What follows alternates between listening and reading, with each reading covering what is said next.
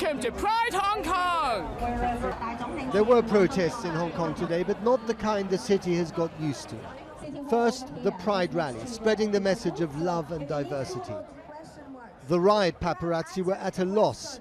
It all seemed to be too good to be true. And even though hugs were on offer, no one really seemed to be in the mood.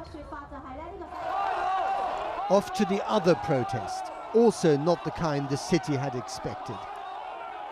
Open the road, they're shouting. A battle not between the police and the protesters, but between the protesters and the people. This woman was trying to keep the two sides apart.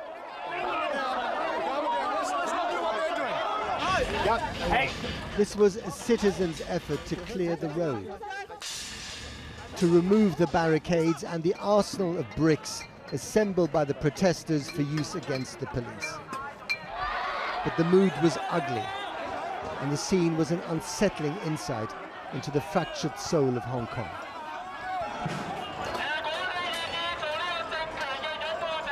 You're helping the totalitarian government, the protester with a loud hailer shouts at the people below.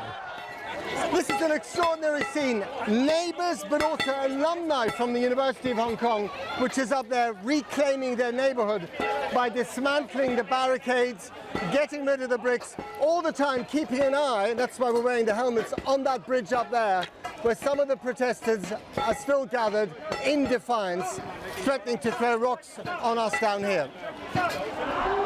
Seconds later, a small group of protesters and citizens go after each other. Tensions have boiled over in a city on the edge of a nervous breakdown, caught between sympathy for the protesters' cause and revulsion at many of the methods.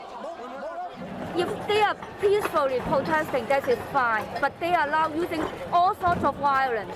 Okay. That is not acceptable to us. You're trying to clear the road. There's a major hospital up there. Yeah. Ambulances can't go up the road, so they're getting stuck in traffic jams all the way around the corner. Yeah. So this is the neighbourhood basically reclaiming its neighbourhood, essentially. Correct. Yeah. Correct. So that buses and transport can flow, MTR can open, people can get to work, to school, to university if they want to study. Yeah.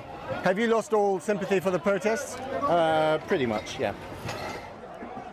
Those neighbours not taking part are gripped by scenes they probably thought they would never witness, wondering what kind of divisions lie in store for Hong Kong. It's hard to remember that this just started off with an extradition bill a long time ago. And where's it going to end? Is this a turning point, do you think? The answer. Is this a turning point against the demonstrations this week? This week, what we're seeing here? I don't necessarily think so.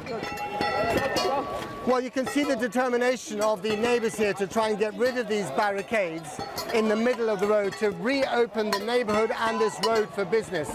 The question is whether the events of the last few days, the violence that we've seen, and now this backlash are a turning point in this whole business. What did you say, sorry? We love Hong Kong, that's all. We want our home to be peaceful and with love, like before. The first vehicle on the cleared road, an ambulance, earning a round of applause.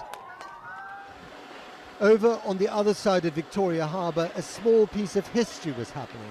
The People's Liberation Army deployed out of their barracks for the first time since the beginning of the protest. In T-shirts, not uniforms, carrying buckets, not guns. The clever PR message, we're here to help. The implied warning, we will clean this mess up if you can't, and next time it might not be with buckets and brooms. Frei, Channel 4 News, Hong Kong.